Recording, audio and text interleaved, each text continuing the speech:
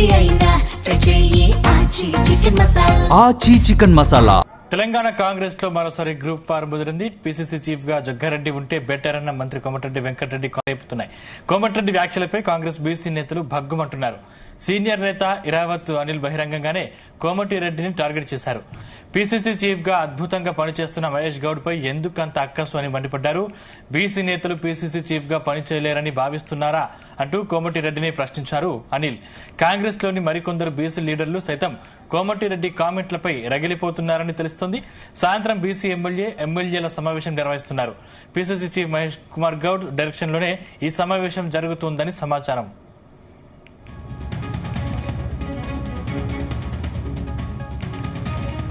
అంశానికి సంబంధించిన మరిన్ని పూర్తి డీటెయిల్స్ మా chief news coordinator Radhakrishna live ద్వారా అందిస్తారు.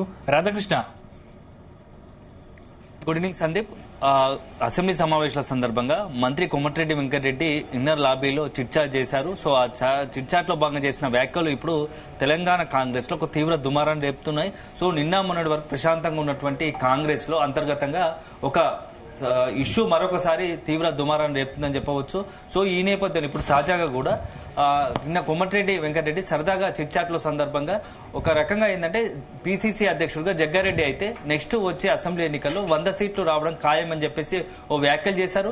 సో ఆ వ్యాఖ్యలు తాను సరదాగా చేసినప్పటికీ మొత్తం కూడా కాంగ్రెస్ పార్టీలో తీవ్ర దుమారాన్ని రేపుతా ఉన్నాయి. సో ఒక రకంగా చెప్పాలంటే కాంగ్రెస్ పార్టీకి సంబంధించి మరొకసారి అంటే గతంలో చాలా సందర్భాల్లో వచ్చాము, చూసిన సందర్భాల్లో మంత్రి పదవుల విషయంలో కావచ్చు, ఇతరత్ర పదవుల విషయంలో సరదాగా అంటే ఎప్పుడు వచ్చే ఒక అంశం తెరపైకి వస్తుంది కాంగ్రెస్ పార్టీలో, రెడ్డి వర్సెస్ బీసీ. సో ఇప్పుడు మరొకసారి అలాంటి అంశమే ఇప్పుడు తెరపైకి వచ్చింది. నిన్న కోమటిరెడ్డి వెంకటరెడ్డి చేసిన వ్యాఖ్యల నేపథ్యంలో బీసీలు కొంత హట్ అయినట్టుగా తెలుస్తోంది. బీసీ నేతలు చాలా సీరియస్ గా తీసుకున్నట్టుగా తెలుస్తోంది.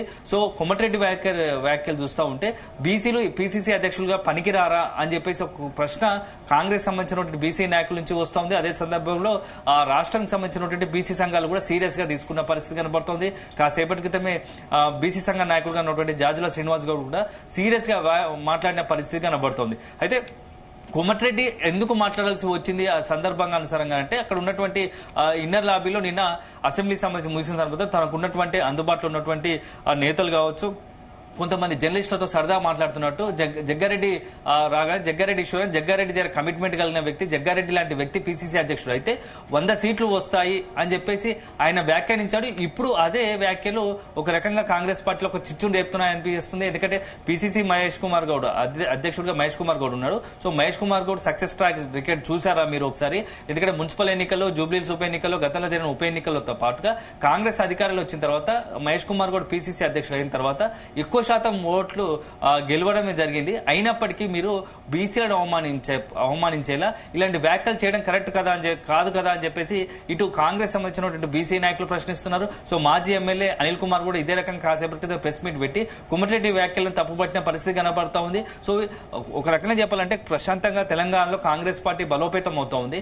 సీఎం రేవంత్ రెడ్డి నాయకత్వంలో అన్ని వర్గాల కోసం సంక్షేమ పథకాలు అందిస్తూ పార్టీని స్ట్రెంథెన్ చేసేందుకు ఒకవైపు ప్రయత్నిస్తూ ఉంటే ఇలాంటి సందర్భంలో కోమటిరెడ్డి వ్యాఖ్యలు ఒక రకంగా పార్టీలో అస్థిరతను, గందరగోళాన్ని క్రియేట్ చేస్తున్నాయని చెప్పేసి కూడా మాట్లాడిన పరిస్థితి కనబడుతుంది. సో మొత్తంగా మాత్రం చూస్తూ ఉంటే ఇటీవల కాలంలో చాలా ఇష్యూస్ కాంగ్రెస్ పార్టీకి ఒక రకంగా చెప్పాలంటే ప్రతిపక్షాల కన్నా ఎక్కువ విత్ ఇన్ ద కాంగ్రెస్ పార్టీకి సంబంధించినటువంటి నాయకులే చేసే వ్యాఖ్యలతోనే పార్టీకి పెద్ద ఎత్తున నష్టం చేకూరుతున్న పరిస్థితి కనబడుతుంది. కాంగ్రెస్ పార్టీకి సంబంధించినటువంటి సీనియర్ నాయకులు కావచ్చు, చాలా మంది కూడా ఇదే విషయాన్ని చెప్తున్న పరిస్థితి కనబడుతుంది. సో 3-4 రోజుల క్రితం మనం చూసాము తుంగతుర్తి ఎమ్మెల్యేగా ఉన్నటువంటి మందుల శామ్యుల్ చేసిన వ్యాఖ్యలు ఒక రకంగా తీవ్ర దుమారం రేపై కాంగ్రెస్ పార్టీకి. ఎందుకంటే హిందువుల మనోభావాలు దెబ్బతీసేలా మందుల శామ్యుల్ చేసిన వ్యాఖ్యలు ఇప్పటికీ ఇంకా సెట్ కాలేదు. దానికి సంబంధించి ఇంకా ఒక రకంగా చాలా వర్గాల నుంచి, హిందువుల నుంచి కావచ్చు, ఇతరత్ర వర్గాల నుంచి కొంత ఆగ్రహం వ్యక్తం అవుతుంది. అతనికి సంబంధించి క్షమాపణలు చెప్పినా ఆయన పైన తీవ్రత మాత్రం ఆగట్లేదు. దాని ఇంపాక్ట్ ఒకవేళ శామ్యుల్ చేసిన వ్యాఖ్యలు అది కాంగ్రెస్ పార్టీకే కొంత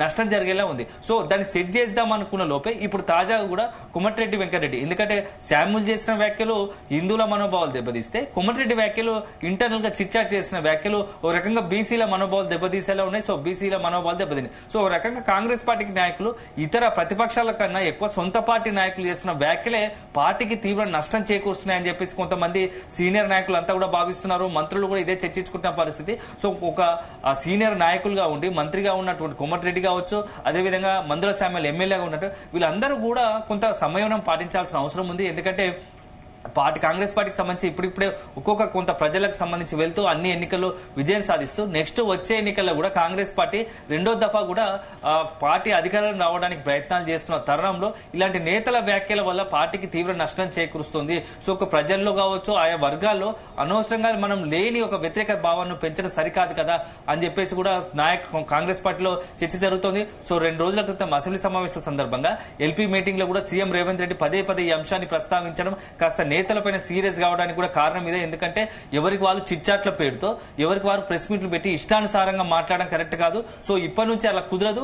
చిట్చాట్లో భాగంగా ఎవరు వీలైనంత వరకు చిట్చాట్లను అవాయిడ్ చేయండి అని చెప్పేసి కూడా ఆ సీఎం రేవంత్ రెడ్డి అనే పరిస్థితి కనబడుతూ ఉంది. సో ఎందుకంటే ఇలాంటివి లేని తలనొప్పులు వస్తాయి, పార్టీకి నష్టం చేకూరుతాయి. మీరు వ్యక్తిగతంగా మాట్లాడినా అది మొత్తం పార్టీకి చుట్టుకుంటాయి. సో అల్టిమేట్ గా పార్టీకి నష్టం చేకూరుతాయి. అది ఎందుకంటే ప్రస్తుతం అధికారంలో ఉన్నాం కాబట్టి దాని ఇంపాక్ట్ మనకు ఎక్కువ ఉంటుంది, కాంగ్రెస్ పార్టీకి నష్టం చేకూరేలా ఉంటుంది. కాబట్టి వీలైనంత వరకు మీరు మీడియాకు కావచ్చు చిట్చాట్ల విషయంలో కాస్త దూరం సమన్వయం పాటించండి అని చెప్పేసి సీఎం రేవంత్ రెడ్డి కూడా చెప్పారు. అయినా నేతలు మాత్రం ఎక్కడ కూడా వెనక్కి తగ్గడం లేదు. ఎవరికి వారుగా చిట్చాట్లు పెట్టడం, ప్రెస్ మీట్లు పెట్టి వాళ్ళ మనసులో ఉన్న మాటను బయట పెట్టడంతో ఇప్పుడు పెద్ద చిచ్చేరేగుతుంది. ఎందుకంటే ఇటీవల కాలంలో వరుసగా కాంగ్రెస్ పార్టీలో జరుగుతున్న పరిణామాలు, ఒకవైపు ఏమో జీవన్ రెడ్డి సీనియర్ నాయకుడుగా ఉన్నటువంటి జీవన్ రెడ్డి పార్టీని వీడి వెళ్తారని చెప్పేసి ఒకే అంశం కాగా, మందుల సామ్యంలో ఒక విషయం, ఇప్పుడు కోమటిరెడ్డి వెంకటరెడ్డి ఒక విషయం.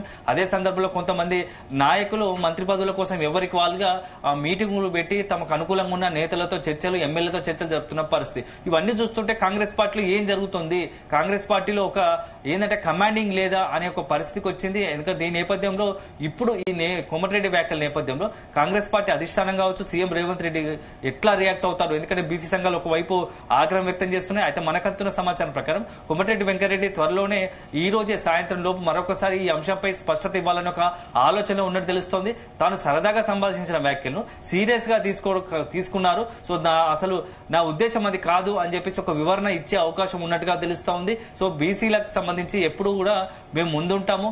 బీసీలకి పిసిసి అధ్యక్షుడు ఉన్నట్టు మహేష్ కుమార్ కూడా ఆధ్వర్యంలో అనేక విజయాలు సాధించాము. సో భవిష్యత్తులో సాధించబోతాము.